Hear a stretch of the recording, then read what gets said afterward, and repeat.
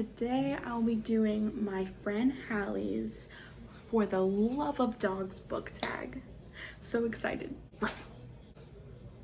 Immediate regret. I'm trying to find the line between cute, ugly, and furry. Cindy, advice?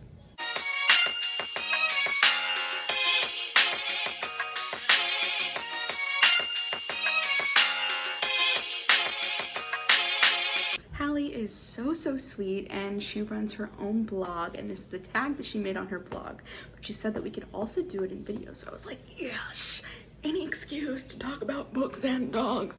The questions and her blog posts will be in the description, so definitely check her out. The first dog is English Bulldog, and they are known for being stubborn, big mood.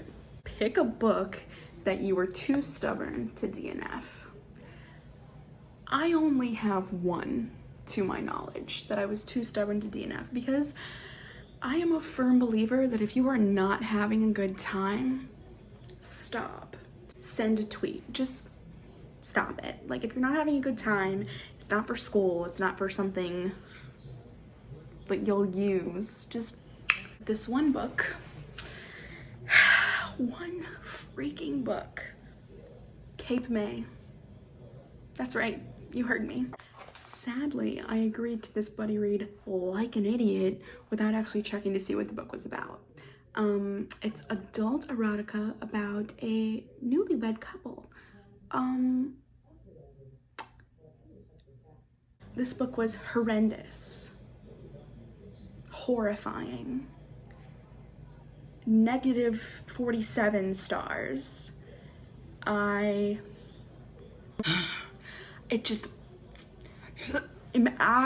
When I first came to book Twitter, I was new and I met some friends and they were like, hey, like, let's do a buddy read.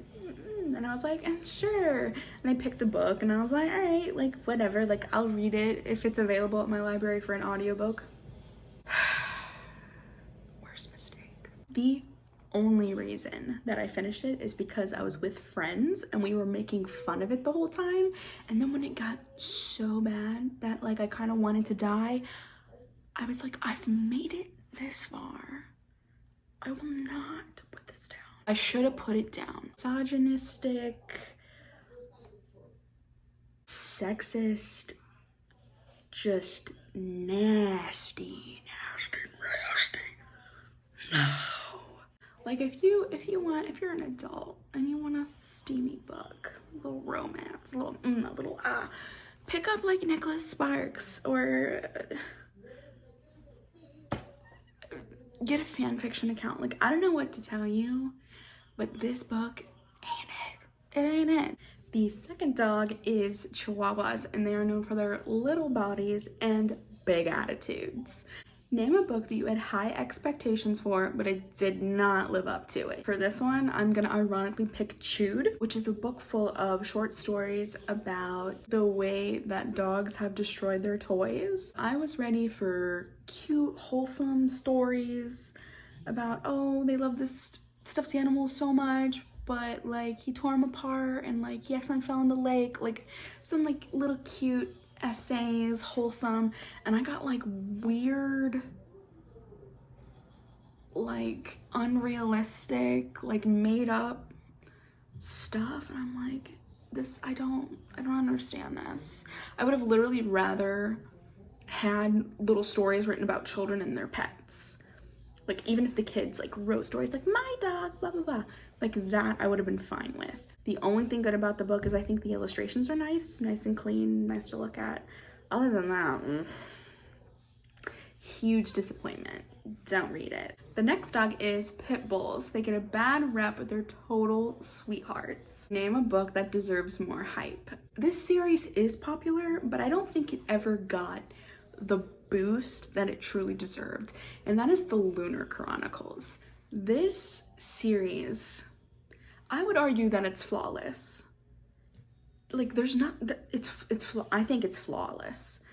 You are of course entitled to your own opinion, but it's so perfect. It's everything that I want in a book. We have sci-fi, fantasy, adventure, multiple love pairings, the angst, the sweet, the friendships, the found family, the whole shebang. That is what the Luna Chronicle is, the whole shebang. What's so great about the series is that a lot of times if you start a series and you're like, oh, like I'm not big on the romance side plot, like it's kind of annoying, this and that, there are so many different little ones. Like you are bound to find one that you like. Like if you don't, I would be absolutely shocked because they're all so different. A Cinderella who's half cyborg? Need I say more? The next dogs are Huskies, and they are known for their howling. I love Huskies. I want one day. Name a book that you want to howl to everyone about. This, without a doubt, like I didn't even have to hesitate when answering this question. Throne of Glass. I know, I'm basic, I understand. But the love I have for this series knows no bounds. The series made such a astronomically huge impact on my life. And it's so amazing. I recently convinced one of my best friends to buddy read it with me. We haven't started yet, but I'm hoping she was serious. If you're seeing this, Christina,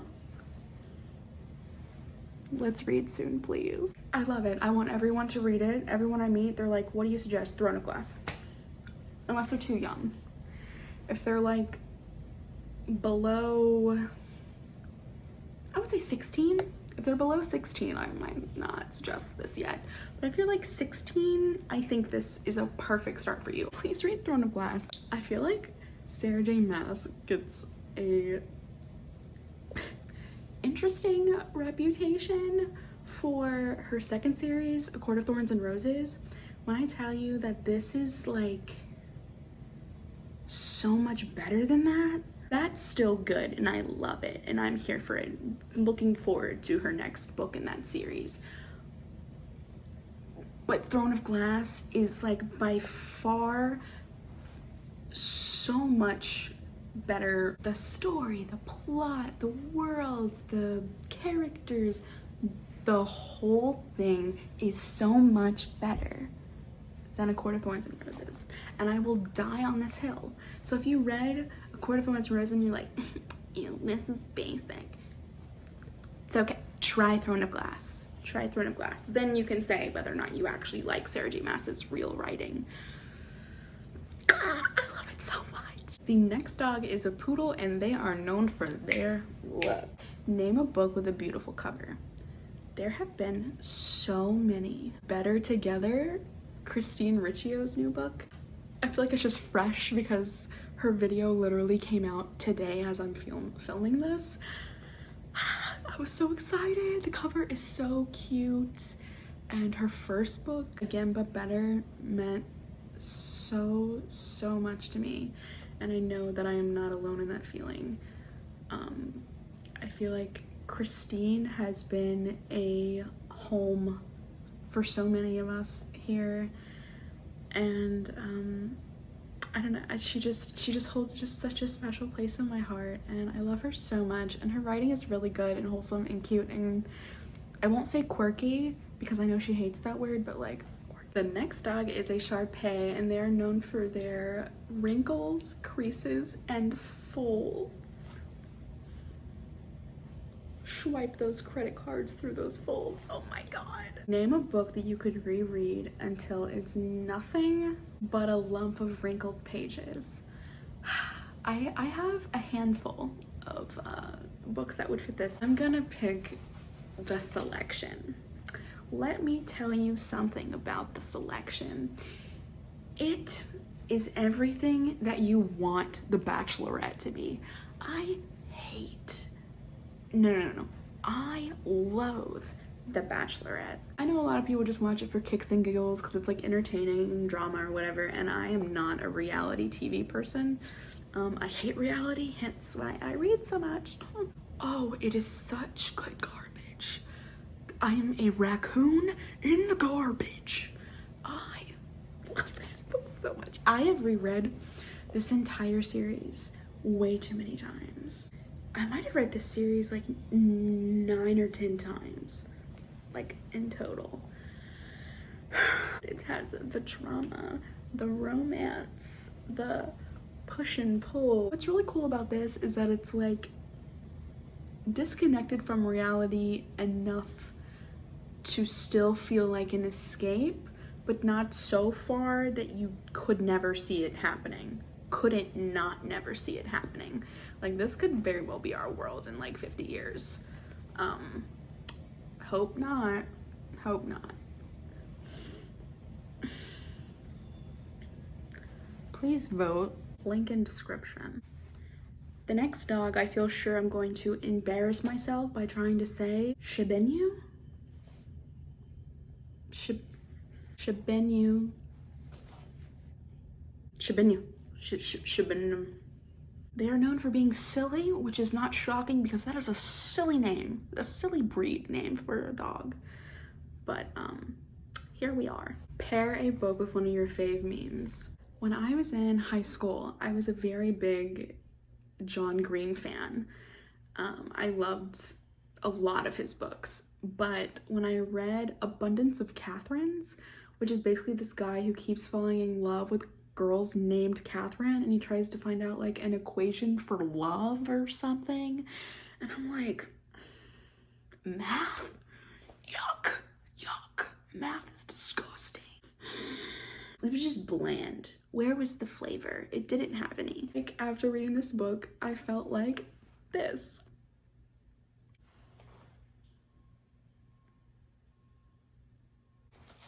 When I saw this picture. Just look at it. Shout out to my friend RC for letting me use this picture. His link is in the description. He's amazing. He keeps me on my toes too.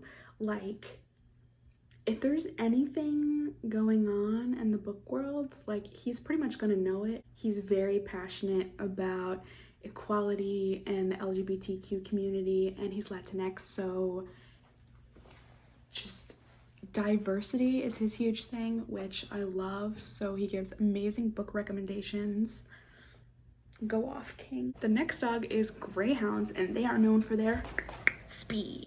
You want to see some real speed? Name a book or series that you sped through. So when I was in high school, right after I discovered my insane love for reading, my friend Christina, who I'm trying to get Read Throne of Glass, brought the entire Percy Jackson series, like the whole thing, like a giant stack of books, brought them the next day and put them in my locker, and she said, read these, and I said, bet.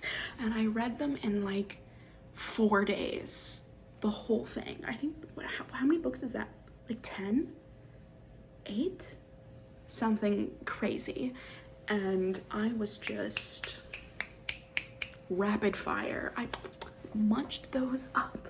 It was so good. It's so fantastic. I would recommend this series to anyone, regardless of age. They're so fun, so adorable, and rooted in Greek mythology. We love to see it. Rick Riordan should get like some sort of like huge prize because he is amazing. His representation is always fantastic, and he's honestly what we need in the world. I'm so excited for the adaptation. I'm going to lose my mind, and the fact that he is involved in the whole thing, thank God, because I bet he was like, never again am I gonna let someone ruin my book. Imagine writing a series as amazing as Percy Jackson and then having that adaptation. So bad. Rick Riordan deserved better, and honestly, Logan Letterman deserved better. Make him Poseidon, please. He deserves it. The next dog is French Bulldogs, and they're known for their spunky personality. Yeah. Name a book that has a bad A double snakes character. And for this, it was a no-brainer. Six of Crows. Almost, I say this because I know that Wylan is in this book. So almost all of the characters are just complete baddies. They run the world and they know it. They're fantastic. Every single one has such talent and heart, and I just love all of them.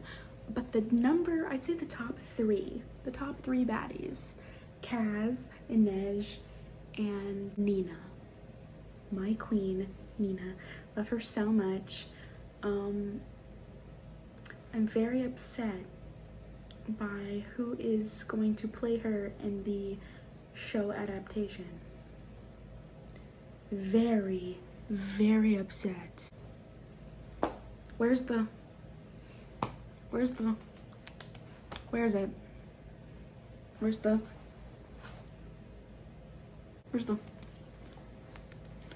go? Where is it?